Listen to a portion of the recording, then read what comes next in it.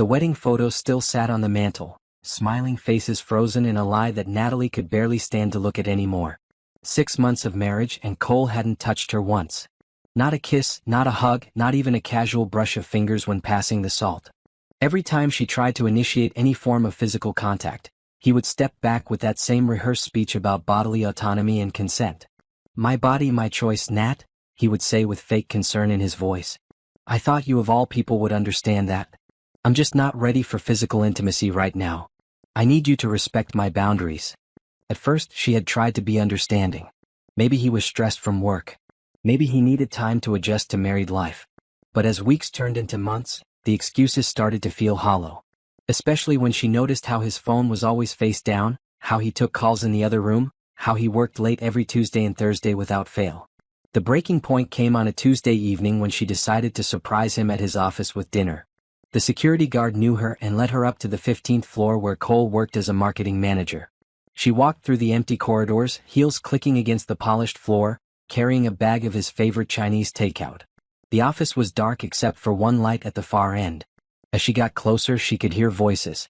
Cole's laugh, the deep, genuine one she hadn't heard directed at her in months. And then another voice. Female. Intimate.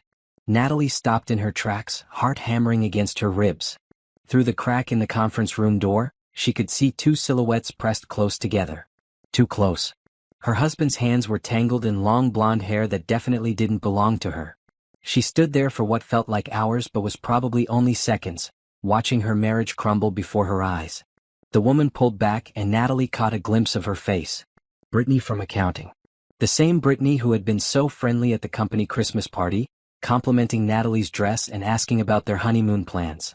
Natalie backed away slowly, her hands shaking so badly she nearly dropped the food. She made it to the elevator before the tears started falling. By the time she reached her car, she was sobbing so hard she could barely see to drive.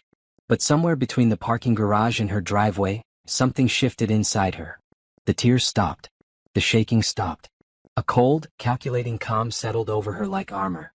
Cole was already home when she walked in, sitting on the couch watching TV like nothing had happened. His hair was slightly messed up, and his shirt was wrinkled in a way that told her everything she needed to know.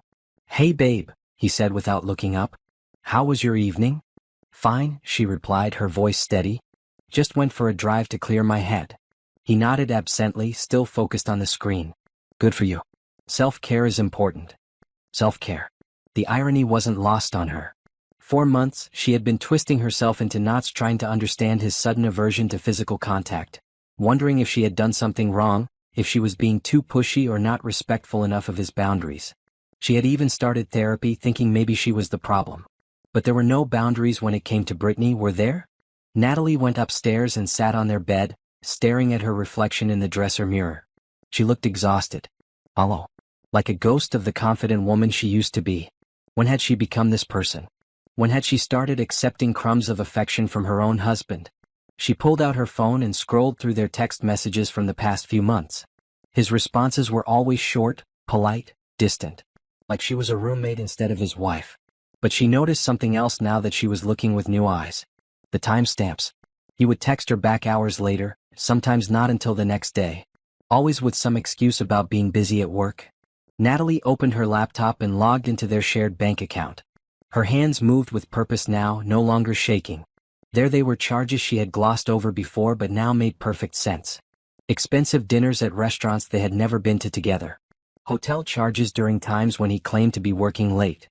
Gift purchases from jewelry stores she had never received anything from. The evidence was all there. She had just been too trusting, too willing to give him the benefit of the doubt, too caught up in trying to save a marriage that was already over. Cole's voice drifted up from downstairs. He was on the phone, speaking in low, affectionate tones that he never used with her anymore. She couldn't make out the words, but she didn't need to. The tone said everything. Natalie closed the laptop and walked to the window, looking out at the quiet suburban street where they had planned to raise their future children. The house across the street had a "for sale" sign in the yard. The elderly couple who lived there was downsizing, moving to a retirement community where they could be closer to their grandchildren. A new plan began forming in her mind. Not a plan for reconciliation or couples therapy or trying harder to understand his needs. No, this was a different kind of plan entirely. Cole wanted to play games with her heart while hiding behind progressive language about consent and boundaries. Fine. But he had no idea who he was really dealing with. Natalie had always been the planner in their relationship. She was the one who organized their social calendar, managed their finances, remembered birthdays and anniversaries. She was good at details, good at seeing the big picture, good at making things happen. Now she was going to use those skills for something else entirely. She pulled out her phone and started taking screenshots of the bank statements, the credit card charges, anything that might be useful later. Then she went to social media, something she rarely used but Brittany was quite active on. It didn't take long to find what she was looking for. There were photos from company events where Brittany and Cole stood just a little too close. Comments on each other's posts that were just a little too familiar. Check-ins at restaurants that matched the charges on their credit card statement. The digital trail was almost embarrassingly obvious once you knew what to look for. Natalie saved everything, organized it into folders on her computer, backed it up to cloud storage. She was methodical, thorough, patient. The same qualities that had made her successful in her career as a project manager would serve her well now. By the time Cole came upstairs, she was in bed with a book, looking perfectly normal. He brushed his teeth, changed into pajamas, and slid into bed beside her, maintaining the careful distance he had perfected over the past 6 months. "Good night, Nat," he said, already turning away from her. "Good night," she replied sweetly. But sleep was the last thing on her mind. She lay in the darkness, listening to his breathing even out, and planned her next moves. This wasn't going to be a quick, messy confrontation that would give him a chance to manipulate the situation or turn things around on her. This was going to be slow, deliberate, and devastating. Cole thought he was so clever, using her own values against her, making her feel guilty for wanting basic affection from her husband. He thought she was weak, naive, someone who could be easily manipulated and controlled. He was about to learn just how wrong he was. Natalie woke up the next morning with a clarity she hadn't felt in months. Cole was already gone. Another early morning at the office, he had mumbled before leaving. She made herself coffee and sat at the kitchen table with her laptop, ready to do what she should have done months ago. First, she called in sick to work. She never used her sick days, so her boss didn't question it. Then she got to work. The credit card statements told a clear story once she knew how to read them. Tuesday and Thursday evenings, his late work nights, always included charges at the same upscale hotel bar downtown. Sometimes there were room charges too, always paid for in cash according to the ATM withdrawals that preceded them. But it was the phone records that really sealed it. She had access to their family plan account online, and Cole's call and text history painted a picture of a man living a double life. Hundreds of texts to Brittany's number, calls that lasted hours, often late into the night when he claimed to be sleeping. Natalie cross-referenced the dates with her own calendar. Every time she had planned something special, a date night, a weekend getaway, their anniversary dinner, Cole had been texting Brittany before, during, and after. She remembered their anniversary specifically. She had made reservations at the restaurant where they had their first date, bought a new dress, even booked them a hotel room for the night. Cole had been distracted the entire evening, checking his phone repeatedly. When she suggested they skip the hotel and just go home, he had seemed almost relieved. Now she knew why. He had been texting Brittany throughout their entire anniversary dinner. The social media investigation yielded even more evidence. Brittany's Instagram was full of subtle hints, photos of expensive gifts with captions like, "Someone special spoiled me today." Pictures of her nails done at the same salon Natalie used, posted on days when large cash withdrawals appeared on their account. Even a photo of flowers, the same exotic orchids that had mysteriously disappeared from their grocery budget when Cole claimed they were cutting back on unnecessary expenses. But the most damning evidence came from LinkedIn. Cole had recently updated his relationship status to "It's complicated," and had been liking and commenting on Brittany's professional posts with an enthusiasm he had never shown for his wife's career achievements. Natalie made copies of everything, organized it chronologically, and created a detailed timeline. The affair had been going on for at least 4 months, possibly longer. It had started right around the time Cole began refusing physical intimacy with her. The pieces were falling into place with sickening clarity. Cole hadn't developed some sudden need for personal space or bodily autonomy. He had simply been getting his needs met elsewhere and hadn't wanted to feel guilty about cheating, so he had manipulated her into accepting a sexless marriage. Her phone rang, interrupting her research. It was her sister Rachel. "Hey, how are you doing? I haven't heard from you in weeks." Natalie realized it was true. She had been so focused on trying to fix her marriage, so isolated and confused by Cole's behavior, that she had withdrawn from her support system. Another classic manipulation tactic. I'm actually not doing great," Natalie admitted. "What's wrong?" Is it Cole? Rachel had never particularly liked Cole, though she had kept her opinions to herself after the engagement. She had always said he seemed too controlling, too quick to undermine Natalie's confidence in subtle ways. He's having an affair. The words felt strange coming out of her mouth. Final somehow. Oh honey, I'm so sorry. But honestly, I'm not entirely surprised. He's been isolating you from everyone who cares about you. That's not normal behavior for a newlywed. They talked for an hour, and Rachel confirmed what Natalie had been too close to the situation to see clearly. Cole's behavior over the past year had been textbook emotional manipulation. The way he had criticized her friends until she stopped seeing them. The way he had convinced her to quit her high-paying job to focus on their relationship, leaving her financially dependent on him. The way he had made her doubt her own perceptions and instincts. After hanging up with Rachel, Natalie called her old boss at the consulting firm where she used to work. Margaret had always liked her, had even tried to talk her out of quitting when Cole pressured her to leave. Natalie. What a pleasant surprise. How's married life treating you? Actually, that's what I'm calling about. Would you have any openings for someone with my background? I think I'm ready to get back into the workforce. Margaret was quiet for a moment. Is everything all right, honey? Let's just say I'm exploring my options. We don't have any full-time positions open right now, but I've been looking for someone to take on some of our bigger consulting projects.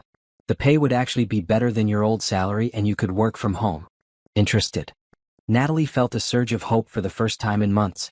Very interested. They set up a meeting for Friday to discuss the details. Natalie would have her financial independence back within weeks, which would give her options she didn't currently have. Next she called a lawyer. Not just any lawyer, the best divorce attorney in the city, a woman named Victoria Sterling who had a reputation for getting her clients everything they deserved and then some. Victoria's assistant could fit her in for a consultation the following Monday. The retainer fee was substantial, but Natalie had some savings in an account Cole didn't know about, money she had squirreled away over the years from freelance projects and gifts from her family. The rest of the day was spent documenting everything. She photographed relevant documents, saved emails, and created a comprehensive file of evidence. She also started a detailed journal, writing down every instance she could remember of Cole's manipulative behavior, every lie he had told, every time he had made her feel crazy for wanting basic affection from her husband. When Cole came home that evening, Natalie was making dinner and humming softly to herself. She looked up when he walked in, giving him a bright smile. Hey, how was work? He looked surprised by her cheerful demeanor.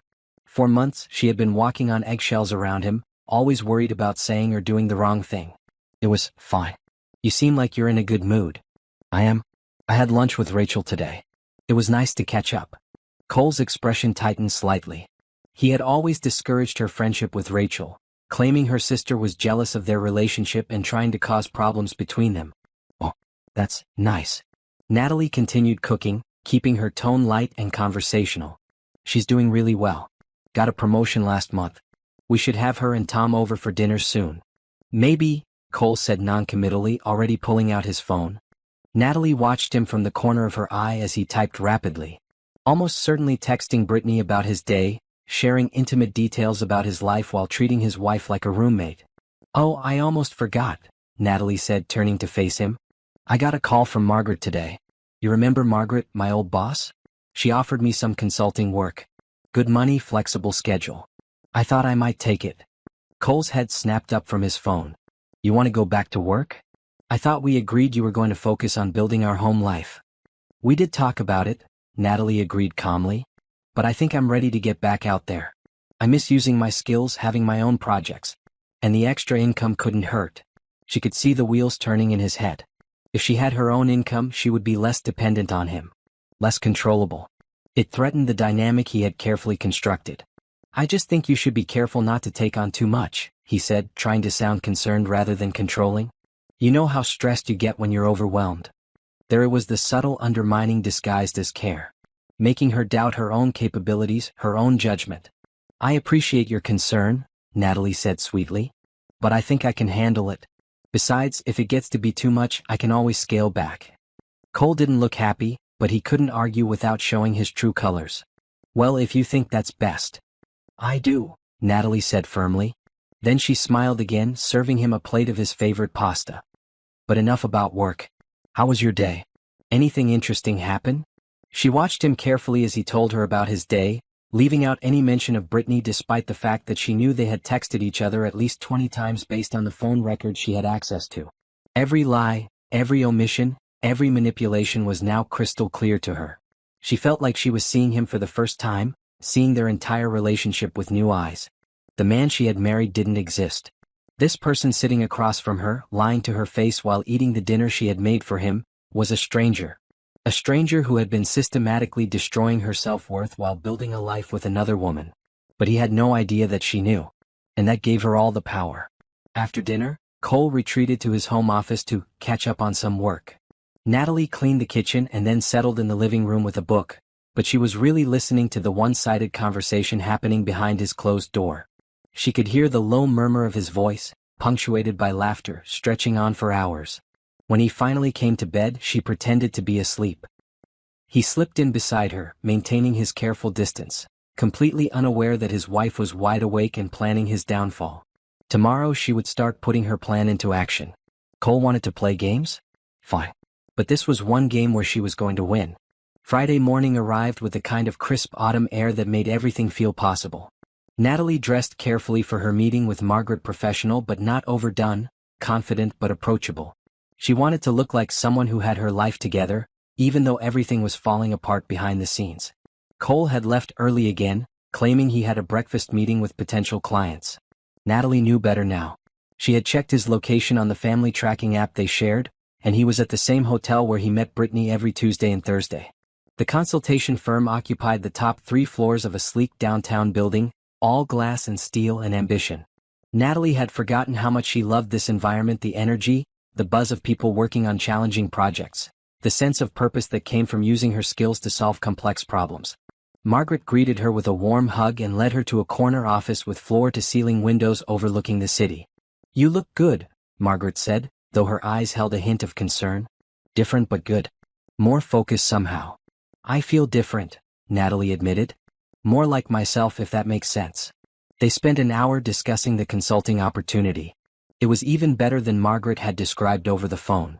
3 major clients needed someone with Natalie's background in project management and systems analysis. The work was complex, well-paid, and could be done remotely with occasional client meetings. "I have to ask," Margaret said carefully, "is everything okay at home? When you left to focus on your marriage you seemed happy. But something's changed." Natalie considered how much to share. Margaret had always been more than just a boss, she was a mentor, someone who had taken a chance on Natalie when she was just starting her career. "Let's just say I'm reevaluating some life choices," Natalie said finally. "And part of that reevaluation involves getting my independence back." Margaret nodded knowingly. "I've been there. Sometimes we lose ourselves in relationships, especially when the other person benefits from keeping us small. But you're stronger than you know, Natalie. You always were."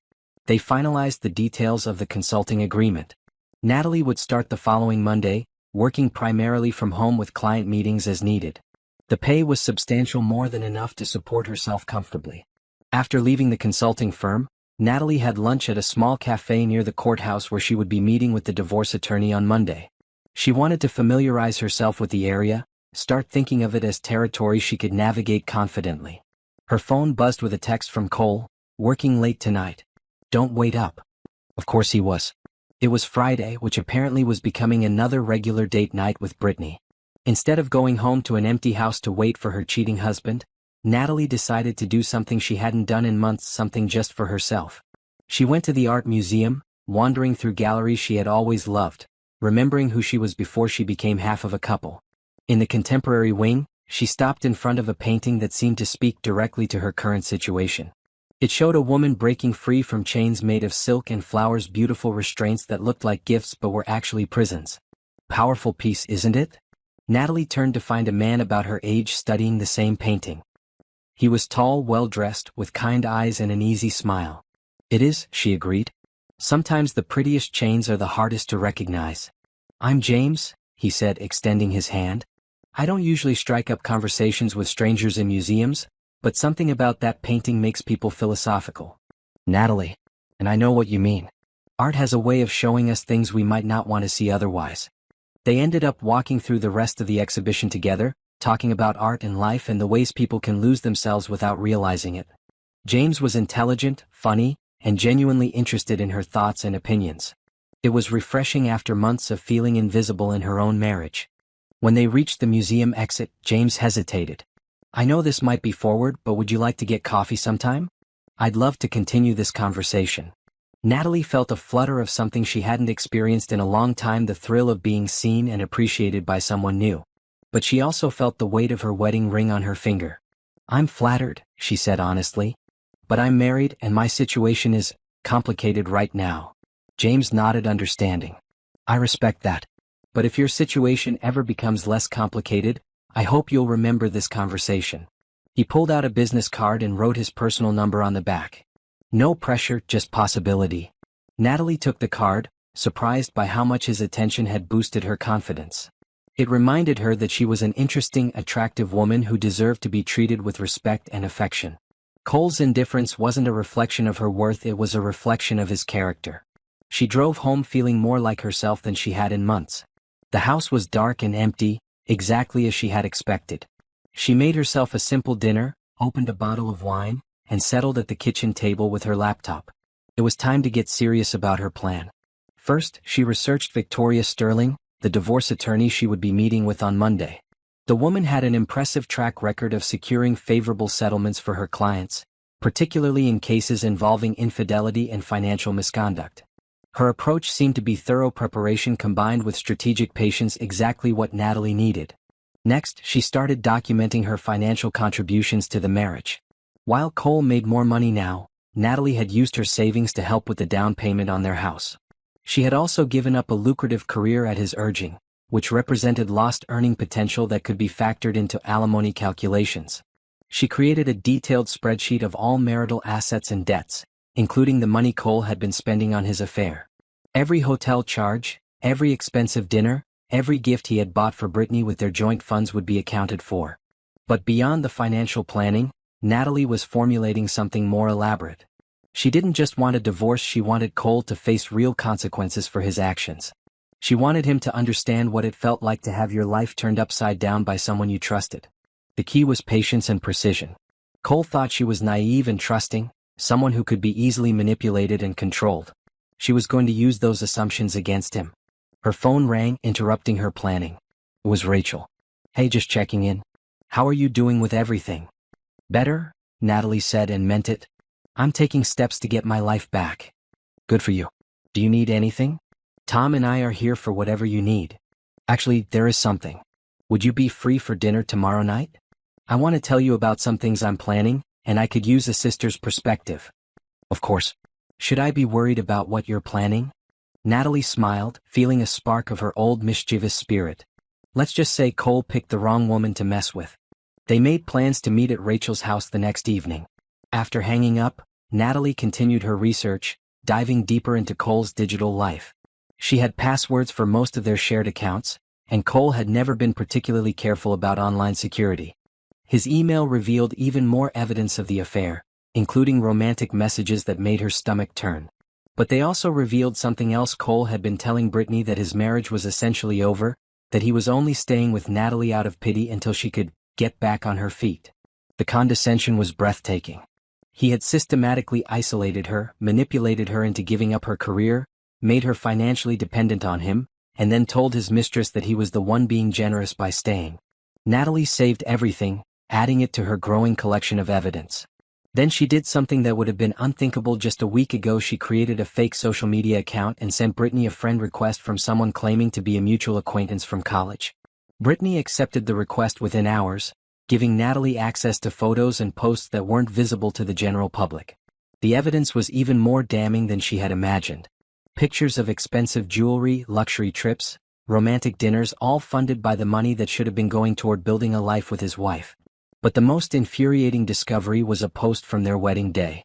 While Natalie had been exchanging vows with the man she thought was the love of her life, Brittany had posted a cryptic message about knowing your worth and not settling for second best.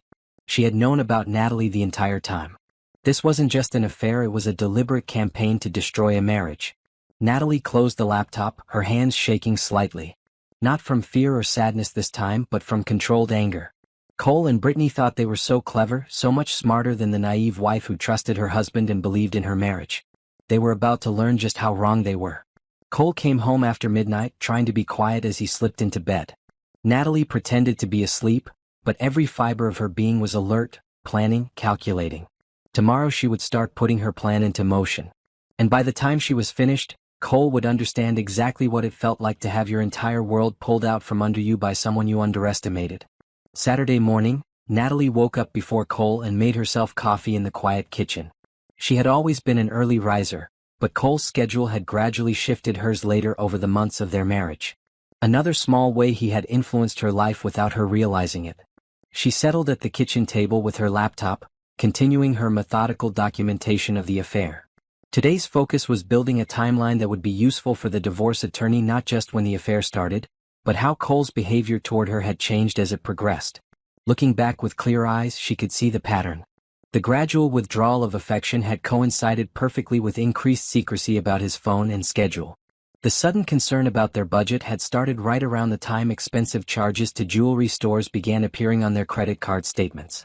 Most telling of all, the timing of his need for space aligned exactly with when Brittany had started posting about being treated like a queen by someone special. Cole hadn't developed a sudden aversion to physical intimacy, he had simply been saving all his attention for someone else. Her phone buzzed with a text from Cole, "Gone for a run. Back in an hour." Natalie knew better. She checked the family tracking app and saw that he was at Brittany's apartment complex. A Saturday morning visit meant this was even more serious than she had initially thought. Instead of letting it ruin her day, Natalie used the opportunity. She went to Cole's home office and carefully photographed documents he kept in his desk: tax returns, investment statements, business contracts. Information that would be crucial for the divorce proceedings. She also found something interesting in his desk drawer. A receipt for an engagement ring purchased just last month. Not the upgrade to her wedding ring that she might have hoped for, but a completely different ring. An expensive one. The receipt was dated for the same day Cole had told her they needed to tighten their budget and cancel their planned anniversary trip. Natalie photographed the receipt and put everything back exactly as she had found it. Her hands were steady now, her movements calm and precise. The initial shock and emotional devastation had crystallized into something more useful: cold, strategic focus. When Cole returned, sweaty and glowing from his run, Natalie was making breakfast and humming softly. "You're in a good mood this morning," he observed, accepting the plate of eggs and toast she offered him. "I am. I'm having dinner with Rachel tonight, and I start my new consulting job on Monday. It feels good to have my own projects again." Cole's jaw tightened slightly. "Just remember what I said about taking on too much. You know how you get when you're stressed." There it was again, the subtle undermining disguised as concern. But now that she recognized the pattern, it had no power over her. "I'll be fine," she said confidently. "I'm actually excited about the challenge. It's been too long since I used my skills professionally." After breakfast, Cole retreated to his office to catch up on some work. Natalie could hear him on the phone again, voice low and intimate. She used the time to prepare for her evening with Rachel, organizing her thoughts and evidence into a coherent narrative. Rachel lived in a cozy townhouse across town with her husband Tom. They had been married for 8 years and still acted like newlyweds, constantly touching, finishing each other's sentences, sharing inside jokes. Everything Natalie had thought she would have with Cole. "You look different," Rachel said when Natalie arrived. "More like your old self." "I feel more like my old self. Or maybe like a new version of my old self, if that makes sense." They settled in the living room with wine while Tom grilled dinner. Natalie told her sister everything: the discovery of the affair, the evidence she had gathered, her plans for divorce and financial independence. Rachel listened without judgment, her expression growing increasingly angry on Natalie's behalf. "I always knew there was something off about him," she said finally. "The way he gradually separated you from your friends, convinced you to quit your job, made you feel like you needed his permission for everything. Classic controlling behavior. I can't believe I didn't see it at the time." "You loved him." "Love makes us want to give people the benefit of the doubt, even when our instincts are screaming warnings at us." Tom joined them for dinner, and they discussed Natalie's legal strategy. Tom was a paralegal and had some useful insights about divorce proceedings. "Document everything," he advised. "Financial records, communication patterns, evidence of the affair. The more thorough you are now, the stronger your position will be later." "That's exactly what I'm doing. I have spreadsheets, timelines, screenshots, everything organized and backed up in multiple places." "Good. And don't let Cole know what you're planning until you're ready to file. The element of surprise will work in your favor. After dinner, Rachel walked Natalie to her car. Are you sure you're okay with all this? It's a lot to handle emotionally. I'm angry, Natalie admitted. But it's clean anger if that makes sense. I'm not confused or heartbroken anymore. I'm just focused on getting my life back. What about the revenge aspect? I know you, Nat. You're planning something more than just a straightforward divorce. Natalie smiled, feeling more like her old mischievous self than she had in months. Let's just say I want Cole to understand what it feels like to have your trust betrayed by someone you underestimated. Sunday passed quietly. Cole spent most of the day in his office, claiming to be working on a big project. Natalie knew he was actually video chatting with Brittany. She could hear the muffled laughter and intimate conversation through the door.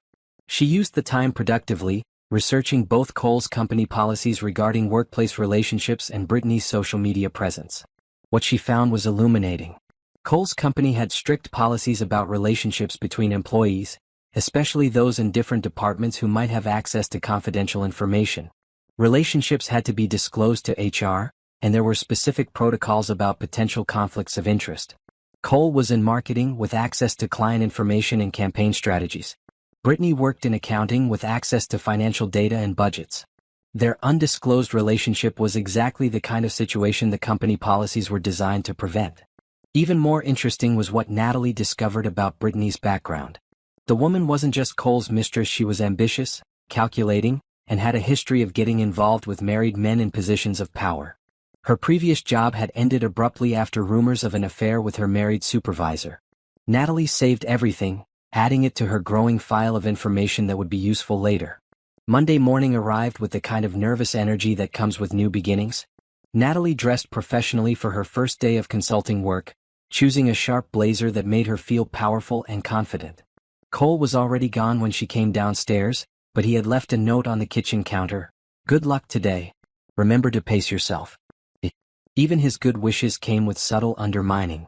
Natalie crumpled the note and threw it away, then made herself a proper breakfast and coffee. Her first client meeting was at 10, a video call with the CEO of a tech startup who needed help streamlining their project management systems. It felt incredible to be back in her element, using her analytical skills to solve complex problems. The meeting went better than expected. The CEO was impressed with her preliminary assessment and eager to move forward with her recommendations. By lunchtime, Natalie had secured her first major contract and felt more like herself than she had in months. Her appointment with Victoria Sterling was at 2 o'clock.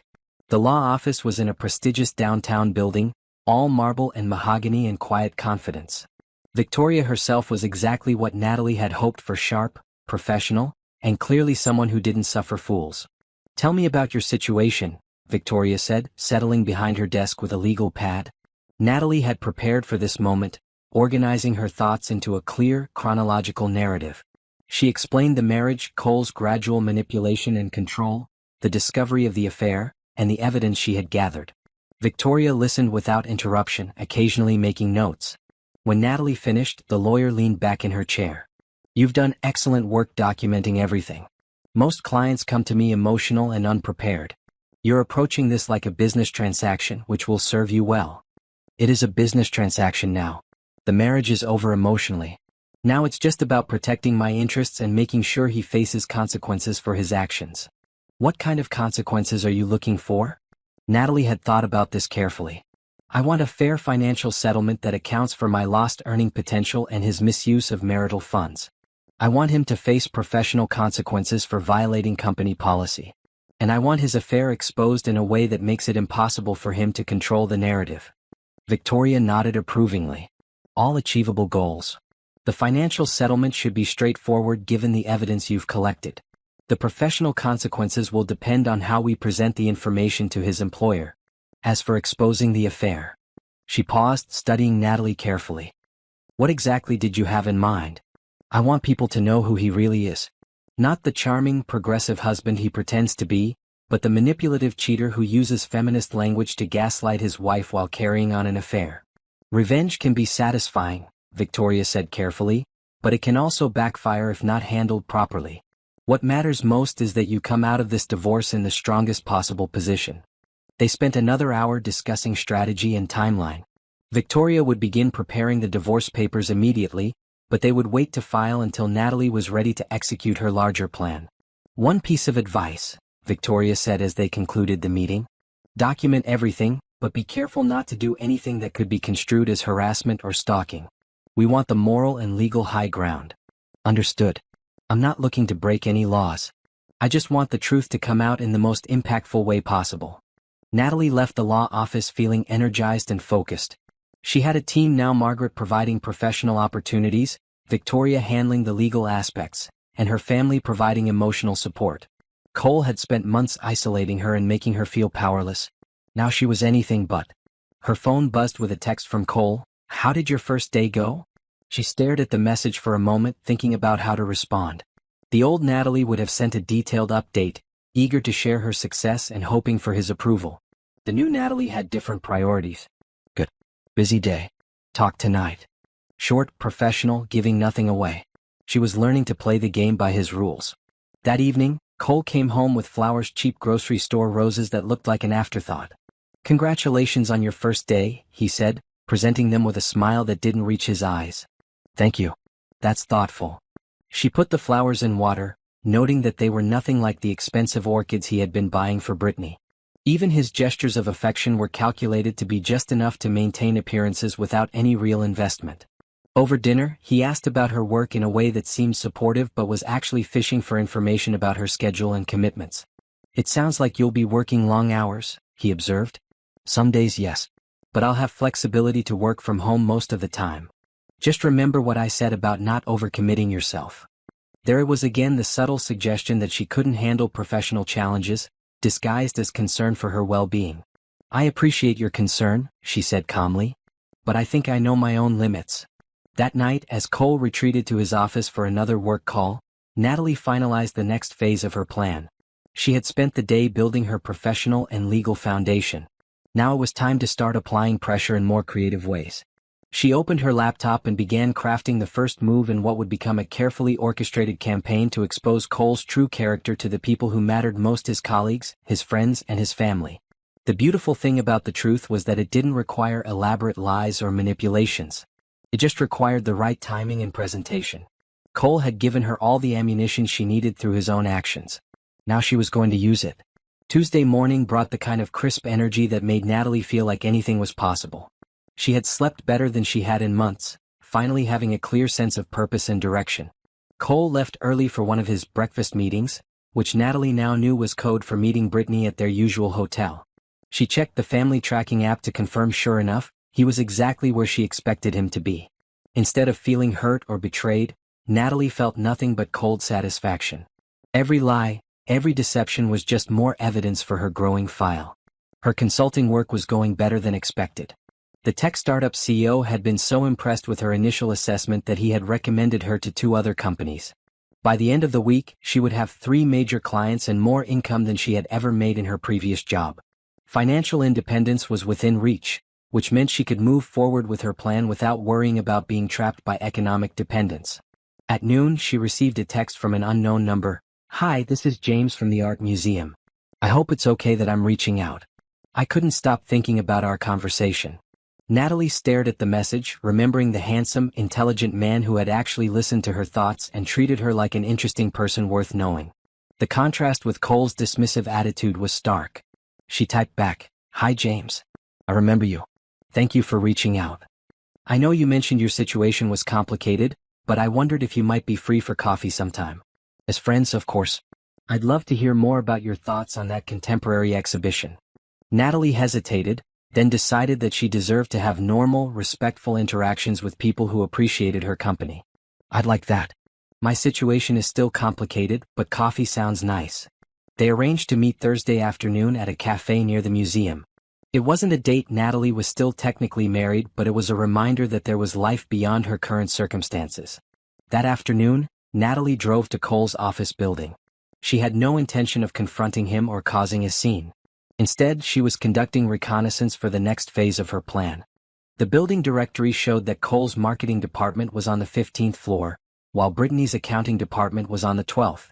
Natalie took note of the common areas, the coffee shop in the lobby, the restaurants within walking distance. She also noted the timing of lunch crowds and shift changes. If she was going to orchestrate Cole and Brittany being caught in a compromising situation, she needed to understand the rhythm of their workplace. Her phone buzzed with a text from Cole, "Working late again tonight. Don't wait up." Of course he was. Tuesday was one of his regular affair nights. Natalie drove home and spent the evening refining her plan. She had been thinking about this for days, considering every angle and potential complication. The key was to create a situation where Cole and Brittany would be caught by people who mattered: colleagues, mutual friends, people whose opinions could impact their professional and social lives. Cole's company was having their annual holiday party in 3 weeks. It was always a big event, attended by employees, clients, and their families. Cole had mentioned it several times, talking about how important it was for his career to make a good impression. Natalie had been planning to attend as his supportive wife. Now she had a different role in mind. She spent the evening researching the event venue, the guest list, and the typical flow of the evening. She also began reaching out to people she hadn't spoken to in months: mutual friends who would be at the party, colleagues from her old job who knew Cole, people who were part of their social circle. The responses were illuminating. Several people mentioned that they had noticed Cole seemed different lately, more distracted and secretive. A few had even seen him around town with a blonde woman who wasn't his wife. People were already starting to notice. They just needed the right moment to connect the dots. Wednesday brought new developments in her consulting work and her divorce planning. Margaret had recommended her for a particularly lucrative contract with a Fortune 500 company, and Victoria had finished preparing the initial divorce paperwork. "We can file whenever you're ready," Victoria told her during their check-in call. "But based on what you've told me about your timeline, you might want to wait until after this company party you mentioned." "That's what I was thinking. I want maximum impact, and timing is everything. Just remember what I said about staying on the right side of the law. Document everything, but don't do anything that could be seen as entrapment or harassment." "I won't need to do anything illegal. Cole and Brittany are perfectly capable of destroying themselves. I'm just going to make sure it happens at the right time and place." That evening, Cole came home in an unusually good mood. He was humming under his breath and actually seemed to notice Natalie for the first time in weeks. "You look nice today," he said, surprising her. "Thank you. I had a good day at work." "That's great. I'm glad the consulting thing is working out for you." His sudden attention felt calculated, like he was checking a box labeled, "Be nice to wife." It was probably guilt over his afternoon with Brittany, or maybe Brittany had encouraged him to pay more attention to his marriage to avoid suspicion. Either way, his fake concern only strengthened Natalie's resolve. "The holiday party is coming up," he said over dinner. "You're still planning to come, right?" "Of course. I wouldn't miss it." Cole looked relieved, which told Natalie everything she needed to know. He was probably worried about how it would look if his wife didn't attend, especially if people were already starting to notice his suspicious behavior. "Great. I was thinking you could wear that blue dress you wore to my promotion dinner. You looked really nice in that." The blue dress. The one that made her feel confident and attractive. The one he had barely noticed when she wore it to celebrate his career achievement. "I'll think about it," she said noncommittally. Actually, she had already planned her outfit for the party, and it wasn't the safe, conservative blue dress. She was going to wear something that reminded everyone, including herself, that she was a beautiful, successful woman who deserved better than a lying, manipulative husband. Thursday arrived with unseasonably warm weather and a text from James confirming their coffee meeting. Natalie found herself looking forward to it more than she had expected. Her morning was spent on client calls and project planning. The work was engaging and challenging, requiring all of her analytical skills and creative problem-solving abilities. It felt good to be intellectually stimulated again, to use her mind for something more complex than trying to decode her husband's lies. James was waiting for her at the cafe when she arrived, reading a book and looking completely absorbed. He looked up when she approached, his face lighting up with genuine pleasure. "Natalie, I'm so glad you could make it." They ordered coffee and found a quiet table by the window. The conversation flowed easily, covering everything from art to books to current events. James was intelligent, well-read, and genuinely interested in her opinions. More importantly, he treated her like an equal. He didn't interrupt her, didn't dismiss her ideas, didn't try to correct or educate her. He listened, responded thoughtfully, and built on her observations in ways that made the conversation richer. It was everything her interactions with Cole were not. "I have to ask," James said after they had been talking for over an hour, "are you happy?" The question caught her off guard. "That's a complicated question right now. I don't mean to pry. It's just that you seem like someone who has a lot to offer, but there's something sad in your eyes. Like you're not living the life you deserve. Natalie felt tears prick her eyes, not from sadness, but from the relief of being truly seen by someone. You're very perceptive. My life is in transition right now. I'm making some big changes. Good for you. Change is scary, but staying in a situation that doesn't serve you is scarier. They talked for another hour, and by the time they parted ways, Natalie felt like she had rediscovered a part of herself that had been dormant for months. I'd like to see you again, James said as they walked to their cars. I know your situation is complicated, but I enjoy talking with you. You're one of the most interesting people I've met in a long time. I'd like that too. Let me get through the next few weeks, and then maybe my situation will be less complicated. He smiled, understanding without needing details. I'll be here whenever you're ready. Driving home, Natalie felt lighter than she had in months. James had reminded her that she was worthy of attention, respect, and genuine connection. Cole's indifference wasn't a reflection of her value, it was a reflection of his inability to appreciate what he had. That evening, Cole was in his office again, supposedly working late on a project. Natalie used the time to finalize her preparations for the holiday party. She had confirmed that several key people would be attending: Cole's boss, important clients, mutual friends who respected both of them. She had also subtly arranged for a few strategic conversations to happen, planting seeds that would bloom at exactly the right moment. The party was exactly 1 week away. Cole had no idea that it would be the night his carefully constructed double life came crashing down. Natalie went to bed that night with a smile on her face, already imagining the look on Cole's face when he realized he had been outplayed by the wife he had so thoroughly underestimated. The week leading up to the holiday party passed in a blur of preparation and anticipation. Natalie's consulting work was thriving, with 2 new clients signing contracts and existing projects exceeding expectations. Her confidence was building daily, reinforced by professional success and the knowledge that she had options. Cole seemed increasingly nervous as the party approached, though he tried to hide it behind his usual facade of casual indifference. He made several comments about hoping Natalie would behave appropriately at the company event, which she now recognized as his way of trying to control her behavior through implied criticism. I'm sure I'll manage to conduct myself properly, she replied coolly to his latest attempt at managing her. Friday afternoon, the day before the party, Natalie made her final preparations. She had her hair and nails done, picked up the stunning red dress she had bought specifically for the occasion, and confirmed the details of her plan with the key people who would be attending. Her phone buzzed with a text from James. Thinking of you today. I hope whatever you're planning goes well. She had told him a little about her situation during their second coffee meeting earlier in the week, enough for him to understand that she was preparing to make some major life changes. Thank you. Tomorrow night should be interesting. I'll be thinking of you. Can't wait to hear how it goes. That evening, Cole came home with flowers again, the same cheap grocery store roses he had brought before. The gesture felt even more hollow now that she knew how much he spent on elaborate arrangements for Brittany. Just wanted you to know I appreciate you coming to the party tomorrow, he said, presenting them with that practiced smile. I know these work events aren't always your favorite. I'm looking forward to it, she said truthfully. It should be quite memorable. Cole looked slightly puzzled by her enthusiasm but didn't pursue it. He retreated to his office for another long phone call with Brittany, their voices carrying through the thin door as he reassured her about something in low, intimate tones. Natalie spent the evening laying out her outfit and running through her timeline one final time. Everything had to happen exactly right for maximum impact. Saturday evening arrived with perfect winter weather, cold enough to justify elegant coats and wraps, but clear enough that everyone would attend. Natalie dressed carefully, choosing the red dress that hugged her curves and made her feel powerful, paired with heels that added 3 inches to her height and jewelry that caught the light beautifully. When she came downstairs, Cole did a double take. You look different, he said, and for the first time in months she saw genuine attraction in his eyes. Too little too late. Thank you. I thought it was time to remind people who I am. The party was being held at an upscale hotel downtown, the same hotel where Cole had been meeting Brittany twice a week for months. The irony wasn't lost on Natalie. They arrived fashionably late, Cole immediately gravitating toward his colleagues while Natalie accepted a glass of champagne and began her own social navigation of the room.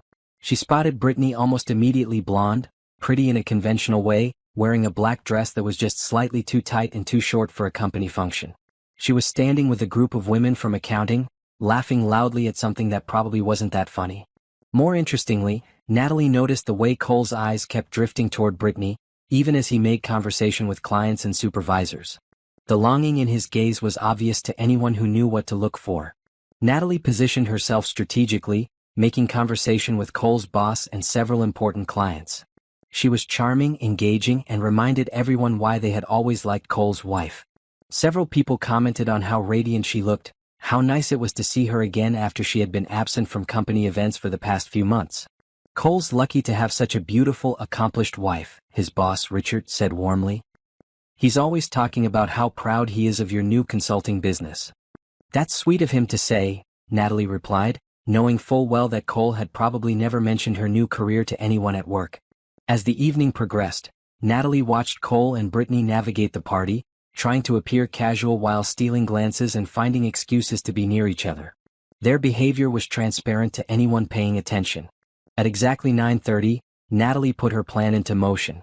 She had arranged for Rachel and Tom to arrive at the party as her guests. They had connections to the company through Tom's paralegal work and had legitimate reasons to be there.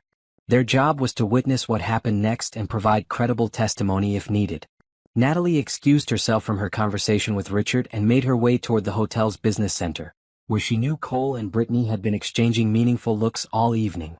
She had seen Brittany slip away a few minutes earlier, followed shortly by Cole's excuse about needing to make an important phone call.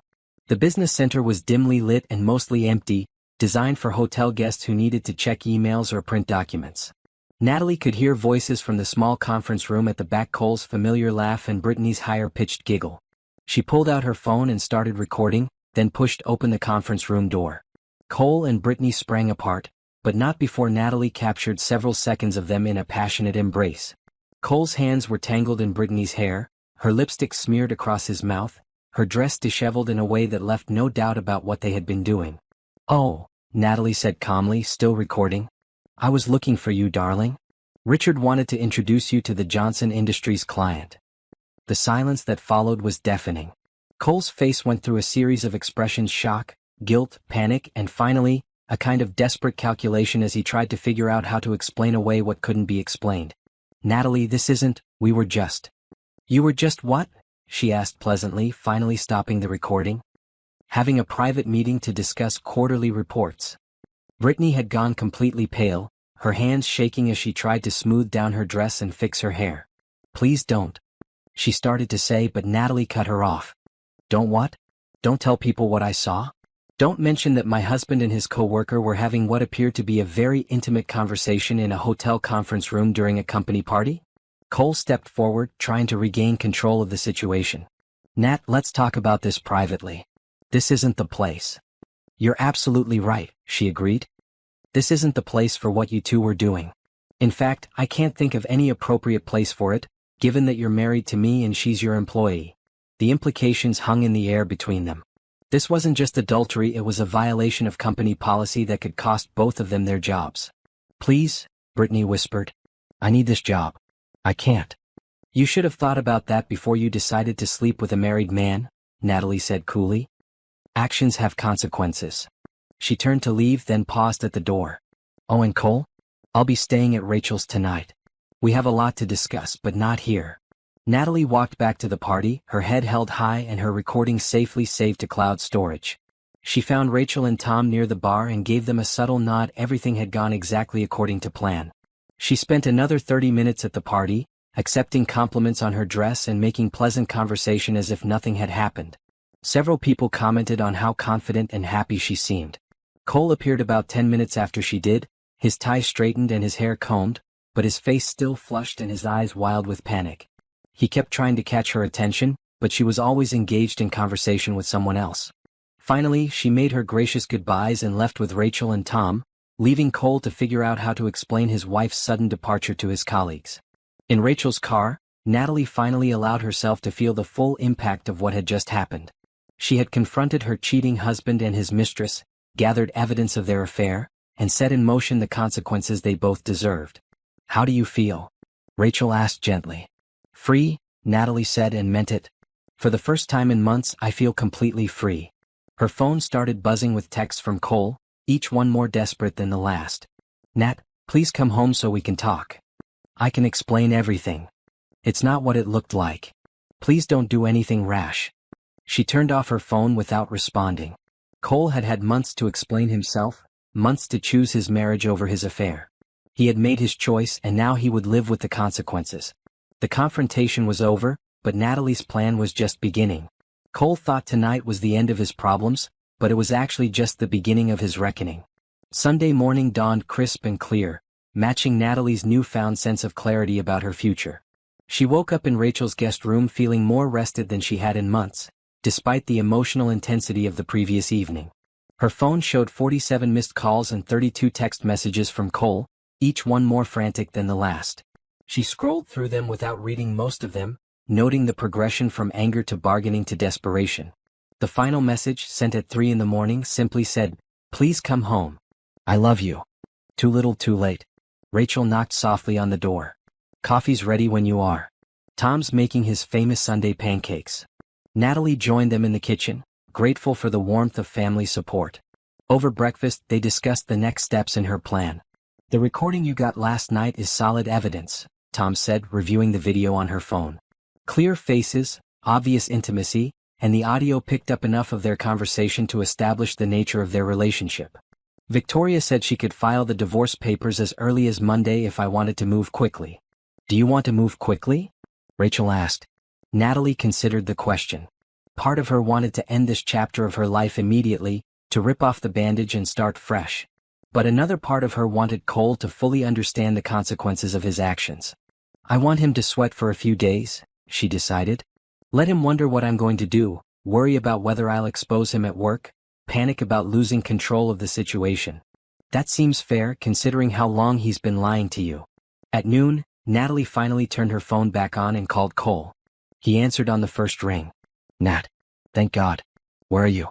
We need to talk." "We do need to talk," she agreed calmly. "But not at the house. Meet me at Riverside Park in an hour. The pavilion by the duck pond." "Why there? Why can't we talk at home?" "Because I don't consider your house my home anymore, Cole." 1 hour.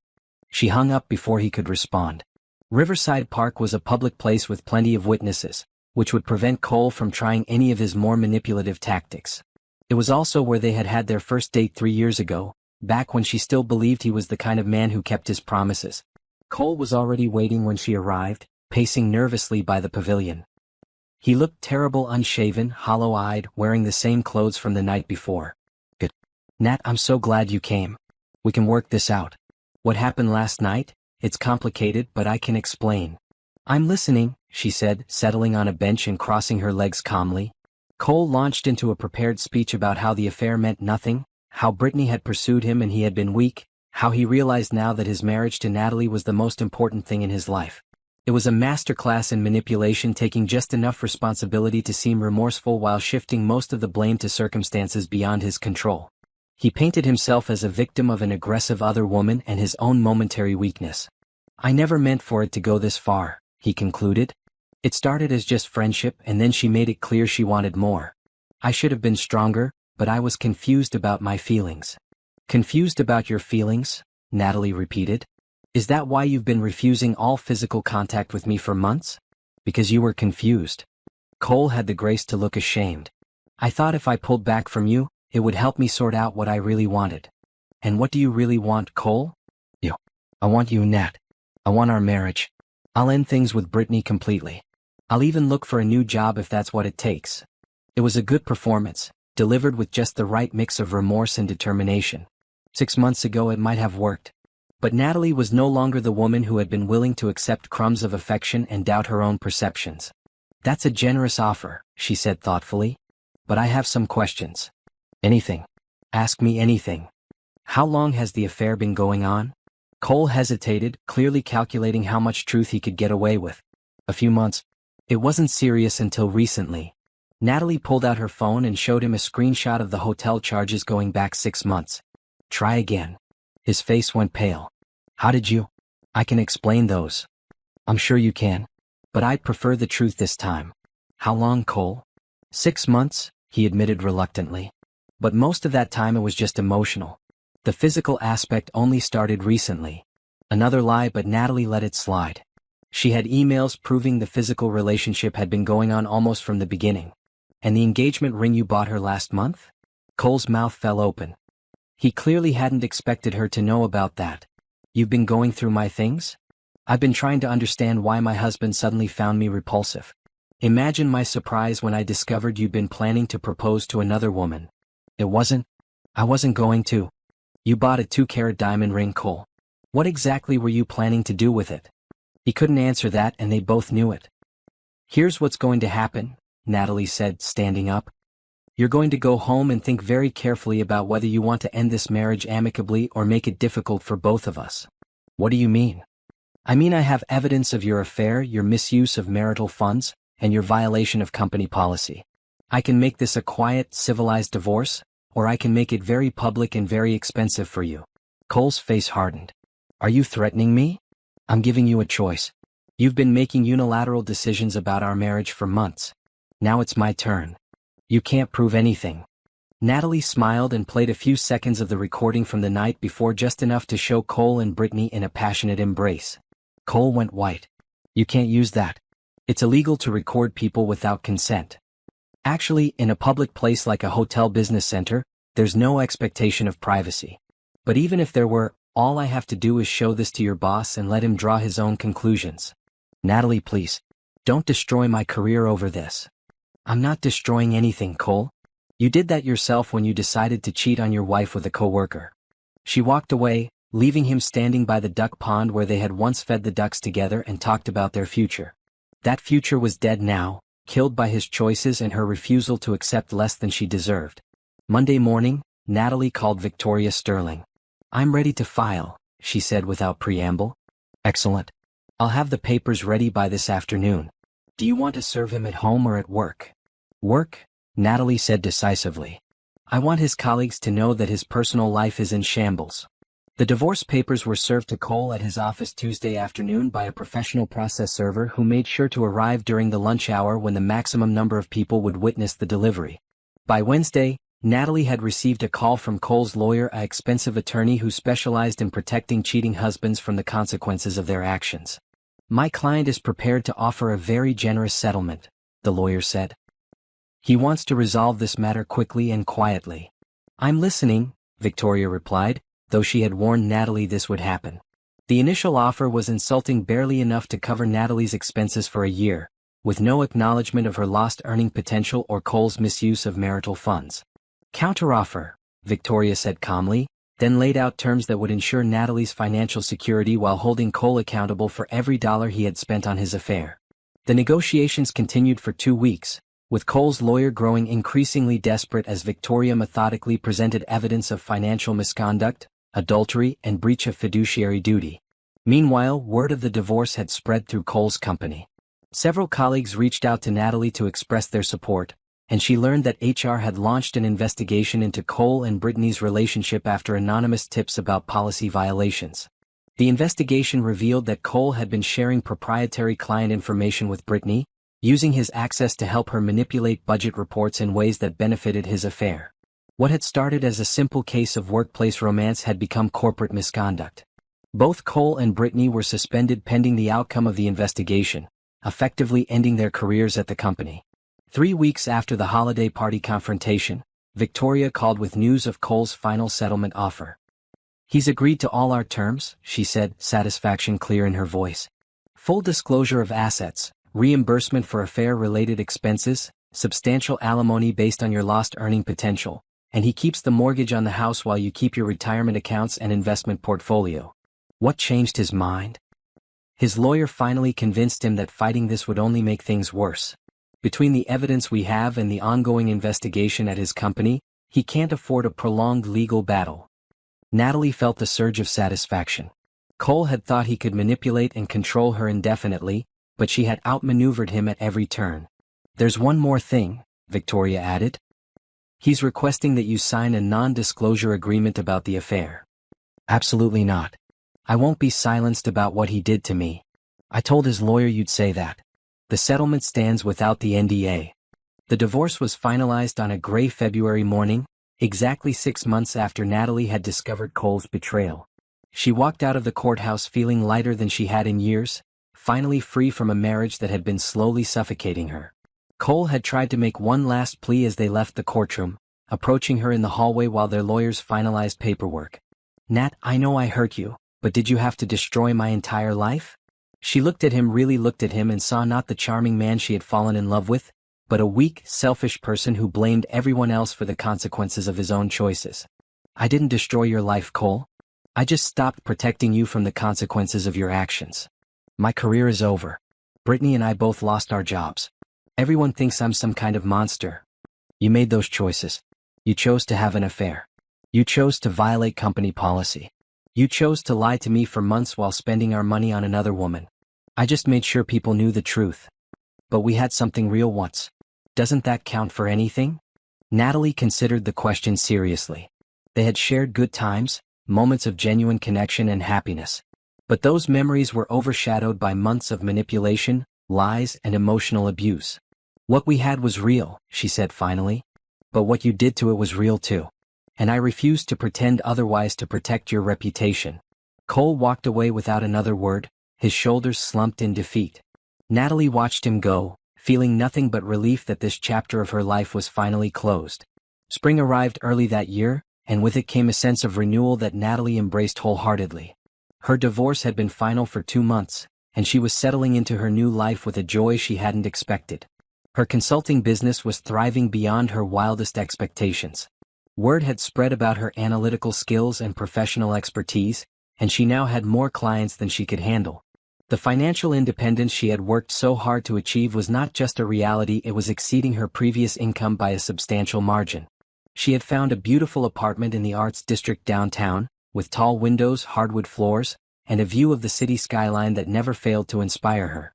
It was her space, decorated to her taste, filled with things that brought her joy rather than items chosen to please someone else. The apartment was also close to the museum where she had first met James, and they had been seeing each other regularly since her divorce was finalized. What had started as friendship had gradually deepened into something more meaningful, built on mutual respect and genuine compatibility. "You seem different," James observed one evening as they walked through the sculpture garden after a gallery opening. "More yourself, if that makes sense." "It makes perfect sense," Natalie replied. "I feel like I'm remembering who I was before I started trying to be who someone else wanted me to be." Their relationship was nothing like her marriage to Cole. James listened to her thoughts and opinions, supported her professional ambitions, and never tried to make her doubt her own perceptions. He was secure enough in himself to appreciate her strength rather than feeling threatened by it.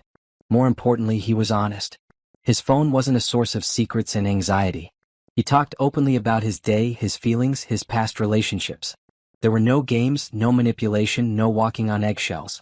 "I have something to tell you," he said as they settled on a bench overlooking the fountain. "I've been offered a position in Chicago. Museum curator at the Art Institute." Natalie felt her heart skip, but not from fear of abandonment, from excitement for his opportunity. "James, that's incredible. The Art Institute is one of the most prestigious museums in the country." "It is. But it would mean leaving here, leaving you just when we're getting to know each other." "You have to take it," she said without hesitation. "This is your dream job." He looked surprised by her immediate support.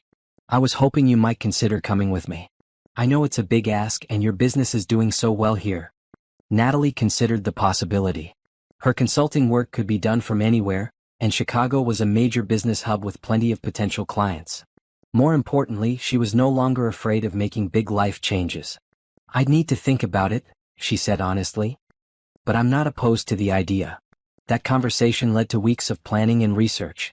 Natalie discovered that Chicago had a thriving business consulting market, and several firms had already expressed interest in her services. The move would be an adventure, not a sacrifice. Meanwhile, news about Cole's downfall continued to filter back to her through mutual friends and former colleagues. The investigation at his company had revealed extensive misconduct, including the misuse of client information and falsified budget reports. Both he and Brittany had been terminated and faced potential legal action. Cole had been forced to sell the house to cover legal fees and settlement costs. Word was that he was working at a much smaller firm for significantly less money, his reputation damaged beyond repair in their industry.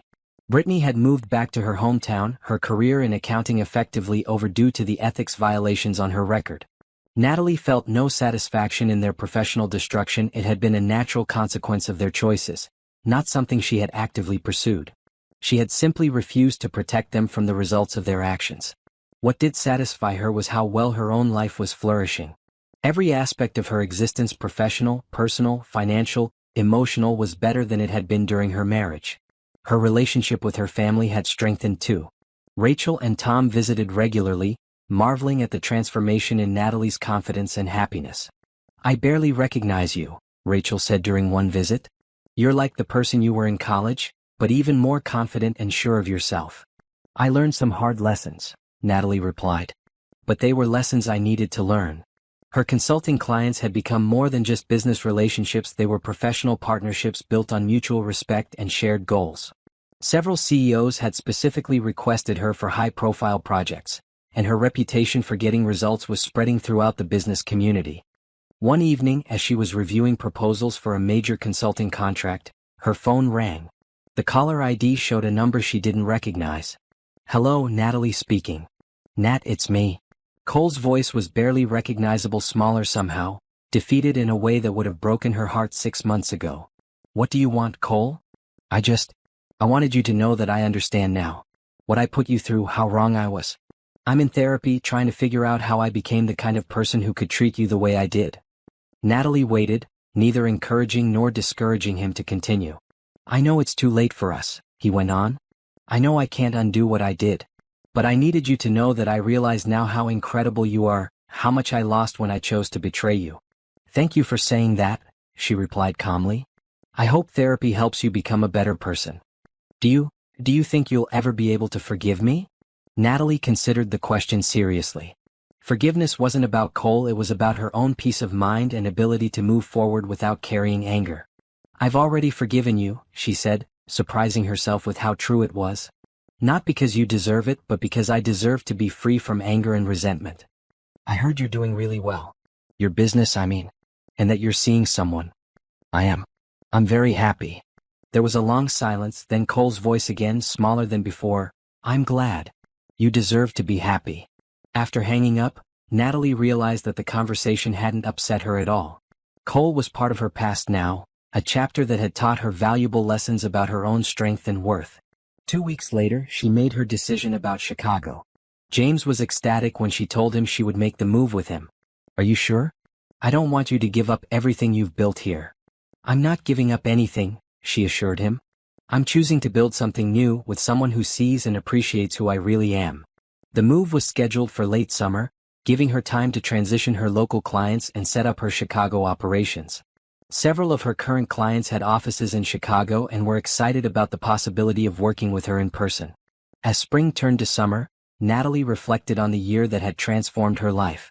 12 months ago, she had been trapped in a marriage that was slowly destroying her self-worth, isolated from friends and family, financially dependent and emotionally manipulated. Now she was financially independent, professionally successful, personally fulfilled, and in a relationship built on mutual respect and genuine love. The woman who had discovered her husband's affair and felt her world crumbling had found the strength to rebuild that world exactly as she wanted it. She had refused to be a victim, had fought for what she deserved, and had created a life that was better than anything she had imagined possible. Most importantly, she had learned to trust herself again, her instincts, her judgment, her worth. No one would ever again be able to make her doubt her own perceptions or accept less than she deserved. The past year had been painful, but it had also been transformative. Natalie had discovered reserves of strength and resilience she hadn't known she possessed. She had learned that sometimes the best thing you can do for yourself is refuse to accept unacceptable behavior, even from someone you love. As she prepared for her new adventure in Chicago, Natalie felt nothing but gratitude for the journey that had brought her to this point. Even the darkest moments had been necessary to help her find her way to the light. Chicago in September was everything Natalie had hoped it would be: crisp autumn air, beautiful architecture, and an energy that matched her own sense of new beginnings. She and James had found a stunning apartment in Lincoln Park with exposed brick walls and huge windows that filled the space with natural light. Her consulting business had transitioned smoothly to the new city. Not only had her existing clients been accommodating about the move, but she had gained 3 major new accounts within her first month. The Chicago business community was even more dynamic than she had expected, and her reputation had preceded her in the best possible way. "I have something exciting to tell you," Margaret called one morning in October. Margaret had remained a mentor and friend even after Natalie left consulting to focus on her marriage, and their relationship had grown even stronger since the divorce. I'm listening, Natalie said, settling into her home office with her morning coffee. Parker Industries is looking for a new director of strategic operations. It's a VP-level position with substantial equity compensation. They specifically asked if I knew anyone with your background and skill set. Parker Industries was a Fortune 500 company known for innovative business practices and excellent corporate culture. A position there would be a significant step up from consulting, both financially and professionally. That sounds incredible, but I just got established here with my consulting practice. Hear me out, Margaret interrupted. This isn't just any corporate job. They're looking for someone to lead their expansion into new markets, develop strategic partnerships, and essentially help shape the future direction of the company. It's the kind of role where you'd have real decision-making power and the resources to implement your vision. Natalie felt a familiar flutter of excitement, the same feeling she got when presented with a particularly challenging project. What's the timeline? They want to move quickly. First interview next week if you're interested. But Natalie, I should mention the CEO specifically requested you after hearing about your work with the Morrison account. The Morrison account had been one of Natalie's most successful projects, a complete operational overhaul that had saved the company millions and positioned them for major growth. She was proud of that work but surprised it had gotten attention at such a high level. How did Parker Industries even know about the Morrison project? Apparently their CEO, Elena Rodriguez, sits on Morrison's board. She was impressed by your presentation at their quarterly meeting. Natalie remembered that presentation. She had been nervous about presenting to the board, but had ended up fielding questions for over an hour as the directors explored her recommendations in detail. I think I'm interested, she said slowly, but I'd need to know more about the role and the company culture. I'll set up the initial interview. But Natalie? This could be life-changing. Parker Industries is known for promoting from within and supporting women in leadership. Elena Rodriguez herself started as a project manager and worked her way up to CEO. After hanging up with Margaret, Natalie sat in her office thinking about the opportunity. 6 months ago, she wouldn't have had the confidence to consider such a high-level position. The woman who had doubted her own judgment and accepted Cole's subtle undermining would never have believed she was qualified for a VP role at a major corporation. But she wasn't that woman anymore. That evening, she discussed the opportunity with James over dinner at their favorite restaurant. How do you feel about it? He asked after she explained the details. Excited. Nervous. Like it might be exactly what I've been working toward without realizing it. Then you should definitely interview. What's the worst that could happen? They could decide I'm not qualified. And if they do, you'll still have your thriving consulting business and the knowledge that you were considered for a position like this. But what if they decide you're exactly what they're looking for? James had a way of helping her see opportunities rather than obstacles, another sharp contrast to her marriage with Cole. The first interview was scheduled for the following Wednesday at Parker Industries' downtown headquarters. Natalie prepared thoroughly, researching not just the company but the industry trends and competitive landscape they were navigating.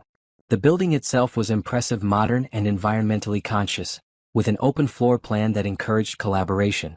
Employees seemed engaged and energetic, a stark contrast to the corporate environments she had observed at some of her consulting clients. Elena Rodriguez was nothing like what Natalie had expected. She was younger than anticipated, maybe early 40s, with an easy confidence and genuine warmth that put Natalie at ease immediately. I've been following your work since the Morrison project, Elena said after initial pleasantries. Your approach to systems analysis and strategic implementation is exactly what we need for our expansion plans. The interview lasted 2 hours, but felt like a conversation between colleagues rather than an interrogation. Elena was interested in Natalie's thought processes, her approach to problem solving, and her vision for how strategic operations could drive company growth. I have to ask, Elena said as the interview wound down, what made you decide to leave your previous corporate position to focus on consulting? It was a delicate question, but Natalie had prepared for it. She had no intention of bad-mouthing Cole or going into personal details, but she also wanted to be honest about her professional journey. I made some personal decisions that I thought required stepping back from corporate life, she said carefully. But I learned that I'm happiest when I'm using my skills to tackle complex challenges and drive meaningful results. The consulting work has been incredibly fulfilling, but I'm ready for the opportunity to have deeper, long-term impact. Elena nodded understanding. Sometimes we need to step away from something to realize how much we value it. Your consulting success demonstrates that you have the entrepreneurial drive and client management skills that are crucial for this role. By the end of the interview, Natalie knew she wanted the job. More than that, she felt confident that she could excel in it. "We'll be in touch within the week," Elena said, walking Natalie to the elevator. "But I want you to know that this conversation has been incredibly encouraging." The second interview with Elena and the senior leadership team went even better. They presented her with a complex strategic challenge and asked her to walk through her approach to solving it. Natalie found herself energized by the intellectual stimulation and the opportunity to collaborate with such an experienced team.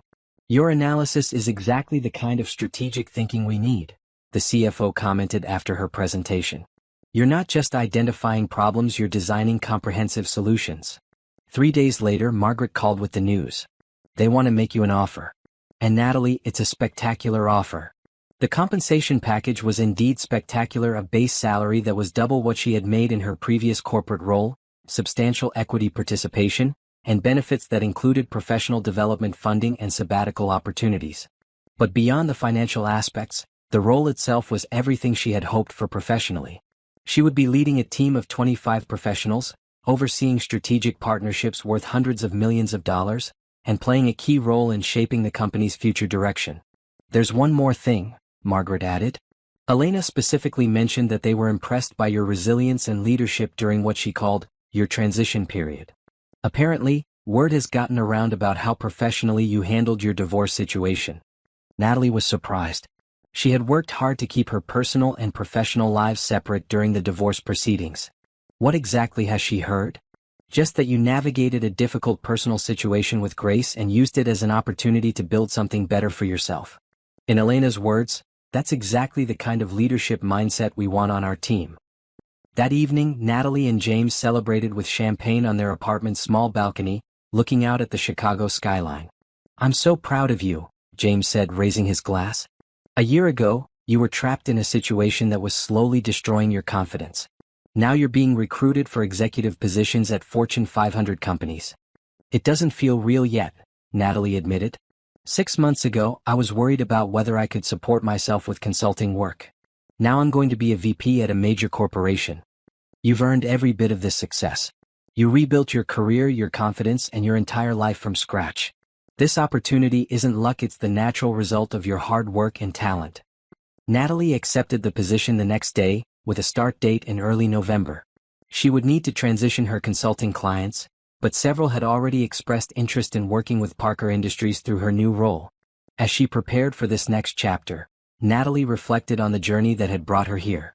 The affair that had initially felt like the end of her world had actually been the beginning of discovering her own strength and potential. Cole's betrayal had forced her to rebuild her life according to her own values and priorities. The process had been painful, but it had also revealed capabilities she hadn't known she possessed. Now she was about to step into a role that would challenge her in new ways, surrounded by colleagues who valued her insights and leadership. She had not just survived her husband's betrayal, she had used it as a catalyst to create a life better than anything she had imagined possible. The woman who had once accepted manipulation and control was now preparing to help lead a major corporation. The transformation was complete, but the story was just beginning.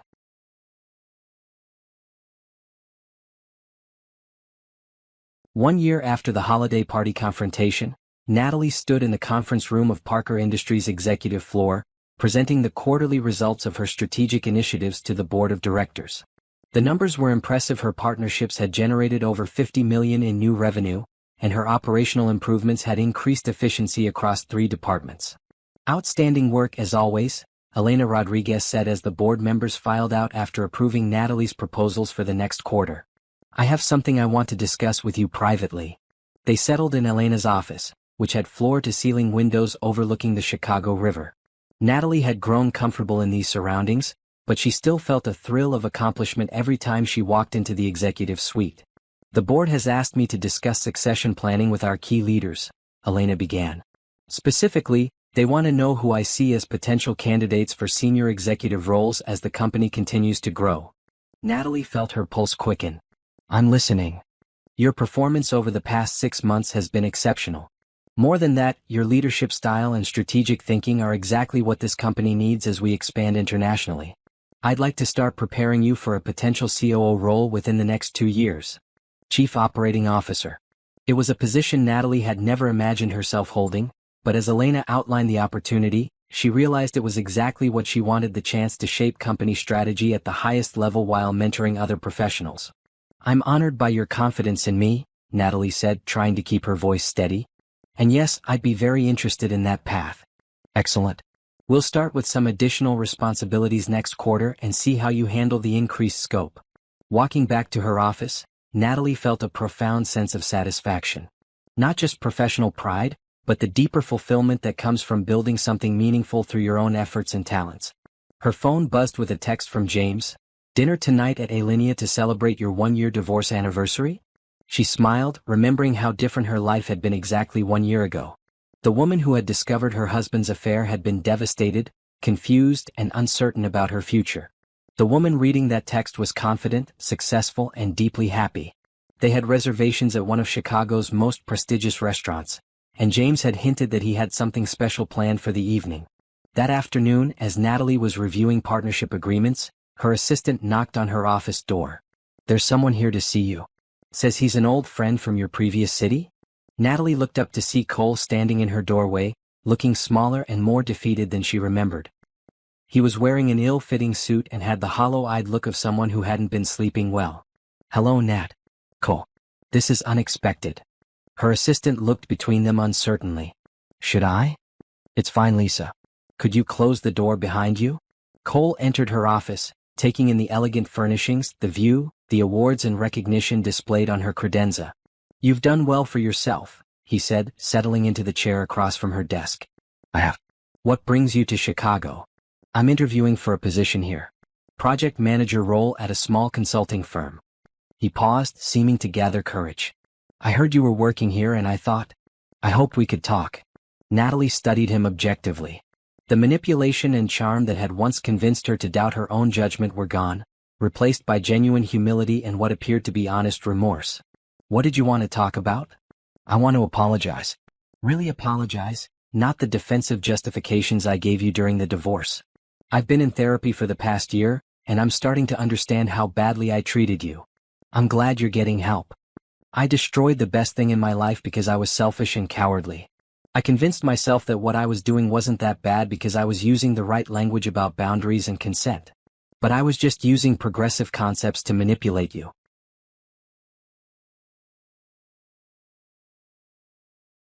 Natalie appreciated his honesty, but felt no emotional response to his words. Cole was part of her past now, a chapter that had taught her valuable lessons but no longer had power over her present. "I accept your apology," she said calmly. "I hope you're able to build a healthier relationship with yourself and with other people in the future." Cole looked surprised by her lack of anger or emotion. "That's it? You don't hate me? I don't feel anything about you, Cole. You're not part of my life anymore." He was quiet for a long moment, taking in the implications of her words. "I heard you're seeing someone. That you're happy. I am very happy." "Good. You deserve that." He stood to leave, then paused at the door. "For what it's worth, seeing what you've accomplished, knowing how well you're doing, it makes me realize even more what an idiot I was." After he left, Natalie sat in her office for a few minutes, processing the encounter. She felt no satisfaction in Cole's obvious struggles, but she also felt no sympathy. He was facing the natural consequences of his choices, just as she was enjoying the natural rewards of hers. That evening, James took her to Alinea as promised. The restaurant was everything she had heard: artistic, innovative, a celebration of culinary creativity. Over the course of 3 hours, they were served course after course of surprising and delightful food, each one a small work of art. "I can't believe it's been a year since your divorce was finalized," James said as they shared an incredibly complex dessert that somehow captured the essence of a garden in spring. "It feels both longer and shorter than that," Natalie replied. "Longer because so much has changed, shorter because everything good happened so quickly once I stopped accepting less than I deserved." "Speaking of not accepting less than you deserve." James reached into his jacket pocket and pulled out a small velvet box. Natalie's breath caught, not from surprise but from the realization that this moment felt completely different from Cole's proposal 3 years ago. Where that had felt rushed and manipulative, this felt natural and inevitable. "Natalie Williams," James said, opening the box to reveal a stunning ring that somehow perfectly captured both elegance and strength. "You are the most remarkable woman I've ever met. You're brilliant, resilient, beautiful, and incredibly kind. Will you marry me?" The ring was nothing like the flashy diamond Cole had chosen to impress other people. This was sophisticated, unique, clearly selected with careful attention to her personal taste. "Yes," she said without hesitation. "Absolutely yes." As James slipped the ring onto her finger, Natalie felt the profound rightness of the moment. This was what a real partnership looked like, two people who enhanced each other's lives rather than diminishing them. "I have one more surprise," James said, pulling out his phone. "I may have already started planning our wedding." He showed her photos of an art gallery space that could be rented for private events. It was beautiful, high ceilings, natural light, white walls that would showcase whatever decorations they chose. "I thought we could have the ceremony there, surrounded by art and the people we care about. No pressure for anything elaborate or traditional, just a celebration of us and our future together." It was perfect. Everything about their relationship had been built on mutual respect, shared interests, and genuine compatibility. Their wedding should reflect those same values. 6 months later, Natalie stood in that gallery space wearing a dress she had chosen because it made her feel beautiful and confident, surrounded by friends and family who had supported her through her transformation. Rachel stood beside her as maid of honor, tears in her eyes as she watched her sister marry a man who truly appreciated her strength and intelligence. "I'm so proud of you," Rachel whispered as they waited for the ceremony to begin. "You took the worst thing that ever happened to you and turned it into the foundation for the best life imaginable." Margaret was there, beaming with pride at her former employee's success. Elena Rodriguez had come as well, along with several colleagues who had become genuine friends. As Natalie walked down the aisle toward James, she reflected on the journey that had brought her to this moment. 2 years ago, she had been trapped in a marriage that was slowly destroying her sense of self-worth. She had accepted manipulation as love, control as care, and scraps of attention as all she deserved. The discovery of Cole's affair had initially felt like the end of her world. Instead, it had been the beginning of discovering her own power, intelligence, and worth. She had rebuilt her career, her confidence, and her entire life according to her own values and priorities. She had refused to be a victim and had instead become the architect of her own success. Now she was marrying a man who saw and appreciated all of her intelligence, her ambition, her strength, her kindness. Their relationship was built on equality, honesty, and mutual support. As they exchanged vows they had written themselves, promising to be partners in every sense of the word, Natalie felt profound gratitude for the journey that had brought her here. Even Cole's betrayal, painful as it had been necessary to teach her what she would and wouldn't accept in her life. She had learned to trust her own judgment, to value her own worth, and to demand the respect she deserved. The woman who said, "I do," to James was completely different from the woman who had said it to Cole 3 years earlier. This Natalie was confident, successful, and secure in her own value. She wasn't looking for someone to complete her, she was already complete. She was looking for someone to share her already fulfilling life with. As they kissed to seal their marriage, surrounded by applause from people who genuinely loved and supported them both, Natalie knew that she had not just survived her first husband's betrayal, she had used it as a catalyst to create something infinitely better. The revenge she had sought hadn't been about destroying Cole, it had been about refusing to let his actions define her future. She had gotten the sweetest revenge of all. A life so much better than anything she could have had with him that his betrayal had actually been a gift. Cole was struggling with the consequences of his choices while she was thriving as a result of hers. That wasn't revenge, that was justice. And it was perfect.